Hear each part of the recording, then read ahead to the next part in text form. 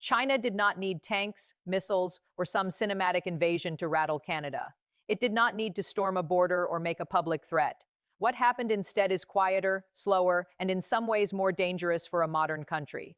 At the exact moment, official Canadian reports keep warning that Beijing remains one of the most aggressive foreign interference threats facing the country, Ottawa has been reopening major economic doors to China.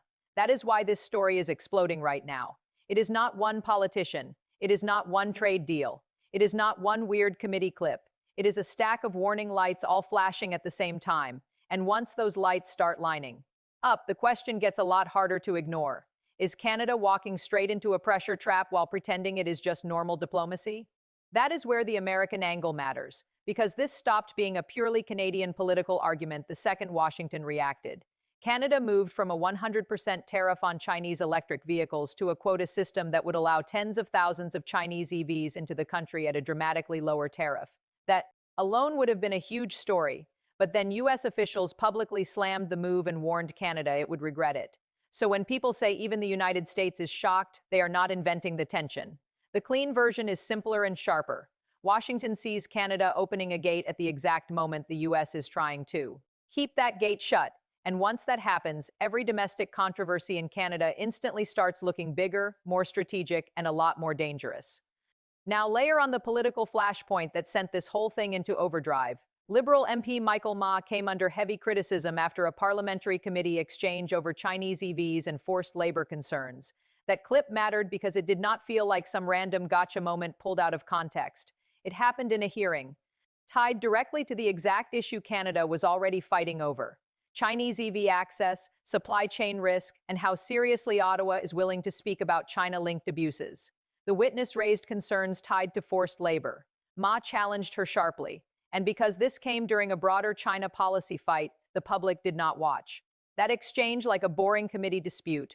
They watched it like a symbol. One side looked like it was warning about risk. The other side looked like it was trying to brush that warning aside.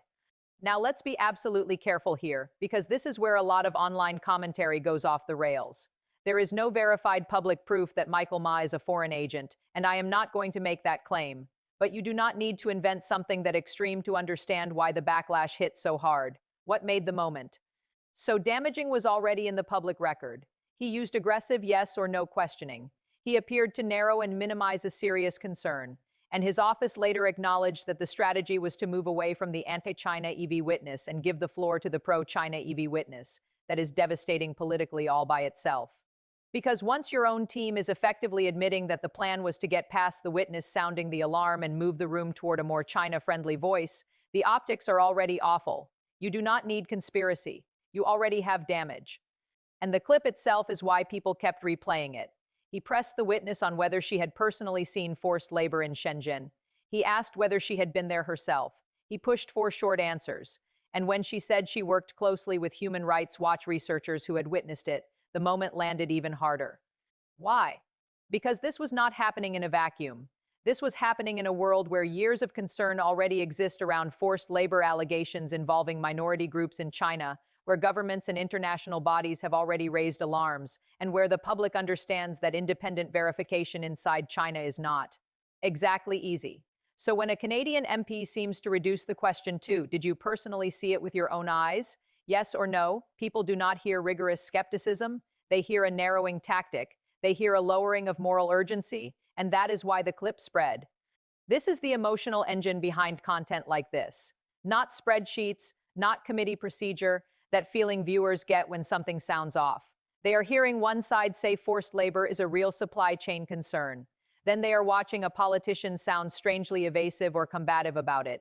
And because Canada had already started moving toward a softer economic posture on Chinese EVs, the clip suddenly felt like more than a clip.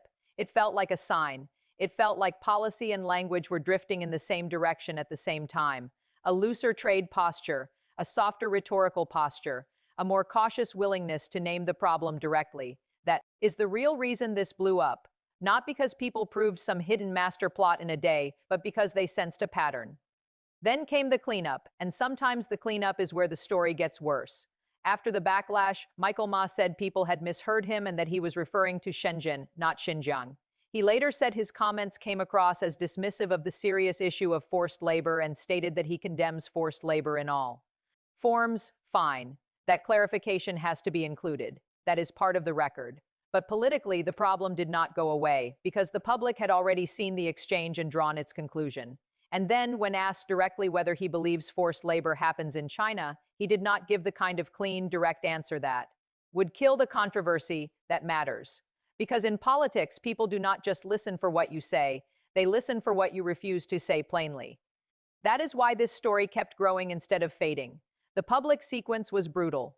First, the heated committee moment, then the office explanation that made the strategy sound deliberate, then the clarification that did not fully clean it up, then the refusal to answer the core question in the most direct possible way. At that point, people stop reading it as one bad exchange and start reading it as something more revealing.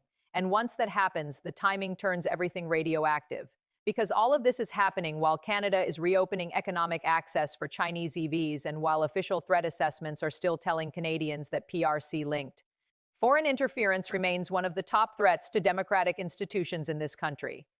That is the twist that makes the whole thing feel so much bigger than it otherwise would. If this had happened in a calm, neutral moment with no broader China fight in the background, it would still be controversial, but it would not feel existential.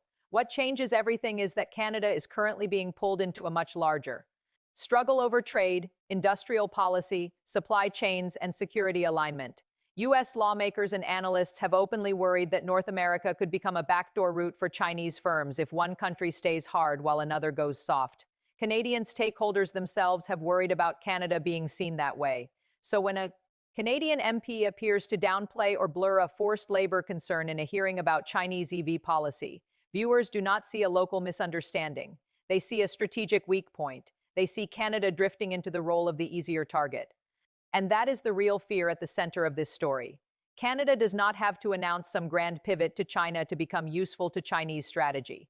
It does not need a dramatic betrayal speech. It just has to lower barriers, soften language, and keep treating security warnings like annoying political noise instead of a threat environment. That is how leverage works now, through market access, through elite comfort, through the slow normalization of risk, through the habit of talking tough in reports and then acting loose in policy. The official Canadian reports do not say China has taken over Canada. What they do say is serious enough, that the PRC is one of the most active, prolific, and sophisticated foreign interference threats targeting Canadian institutions and democratic life. That alone should make policymakers move carefully. Instead, Canada is moving like it can compartmentalize the threat and the trade at the same time. And then comes the second major pressure point, the policy itself. Canada did not just tweak a small tariff line buried in a spreadsheet.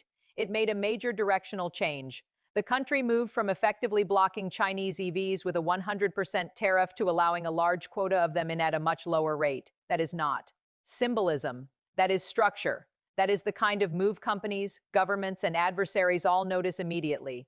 And it was not pitched as some reluctant emergency compromise. It was framed as a strategic economic decision, as if Canada needs access, learning, and partnership in order to compete. That is the part that makes critics nervous. Because once you start talking about strategic learning and strategic openness toward a country, your own intelligence and oversight ecosystem keeps flagging as an interference threat, people naturally start asking whether the economic brain and the security brain in Ottawa are even talking to each other. Once that trade move happened, every other event got pulled into its gravity.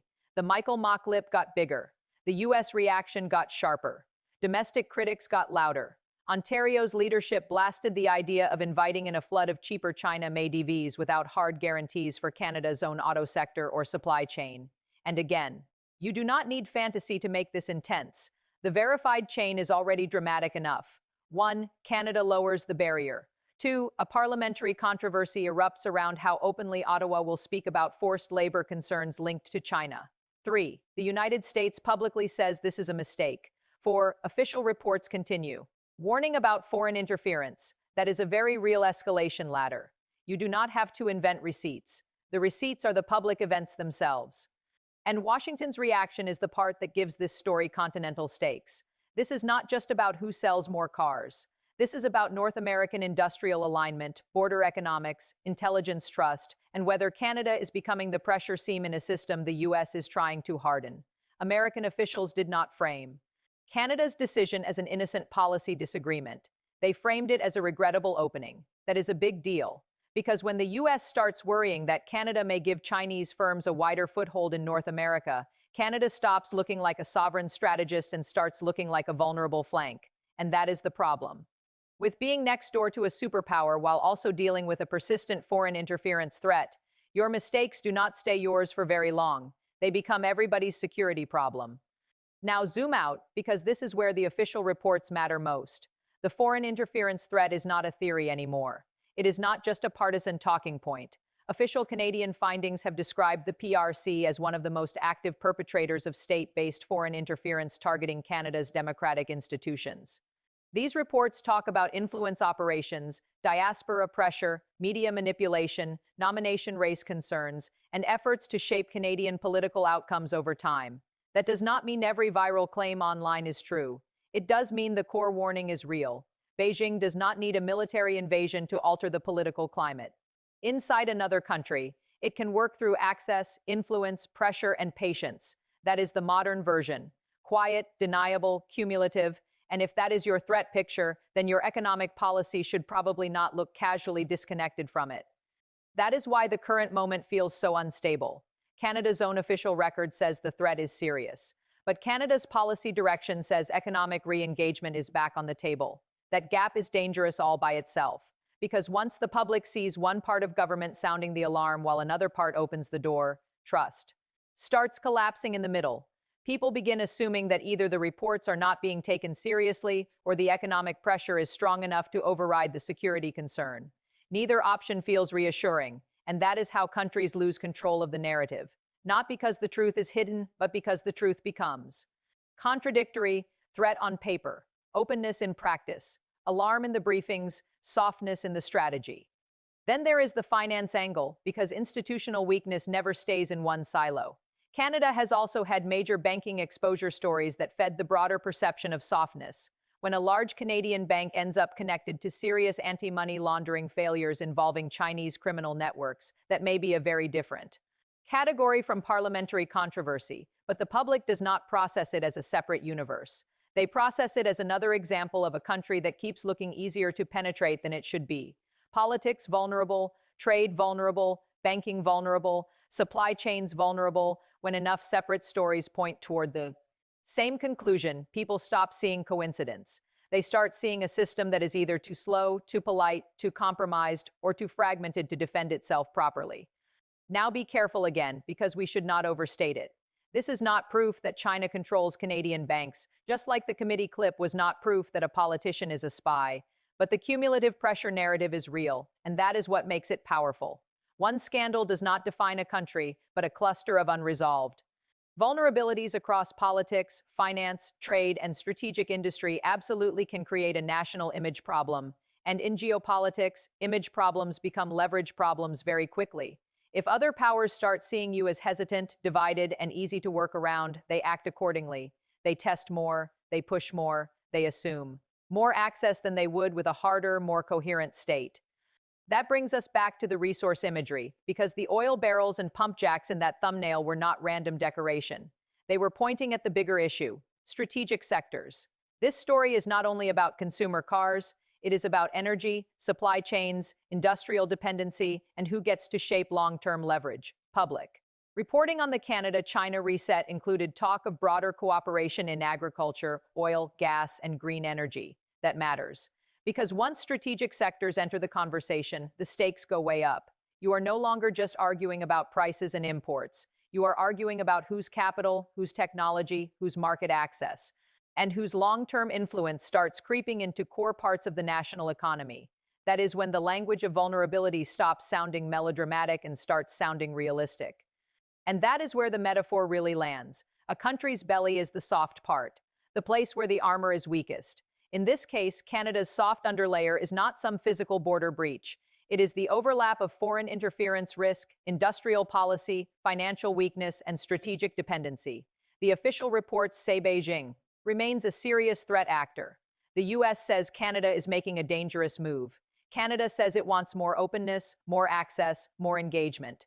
Those three things together do not equal conquest, but they absolutely do equal vulnerability. And vulnerability is what gets exploited in the real world, not always in one dramatic move. Usually in increments, usually by people telling themselves each individual concession is manageable right up until the whole pattern becomes impossible to deny. So here is the clean conclusion. No, there is no public evidence that China has literally taken over Canada. No, it is not verified that the politicians at the center of this controversy are Chinese agents. And no, inevitable takeover is not something credible public sourcing supports. But strip away the hype and the warning is still serious. Canada is lowering economic guardrails toward China. At the same time, official Canadian findings continue to describe the PRC as a major foreign interference threat to democratic institutions. That is a strategic contradiction. And in the 21st century, countries do not get pressured only by armies. They get pressured through openings, dependencies, hesitation, narrative management, and elite overconfidence. That is how influence compounds. That is why this story is resonating so hard. People can feel the mismatch. They can feel the gap between what the threat reports say and what the trade policy says. They can feel the gap between public caution and official optimism. They can feel the gap between what Washington is trying to wall off and what Ottawa is willing to reopen. And once that gap becomes visible, every new clip, every new headline, every new concession starts feeding the same fear. Not that Canada has already been conquered, but that it is making itself easier to pressure, easier to penetrate, and harder to defend politically. That is the real story here. Not cinematic takeover, strategic softness. And the question now is brutally simple. How many more warning lights have to flash before Ottawa starts treating this like a national security issue instead of a messaging issue?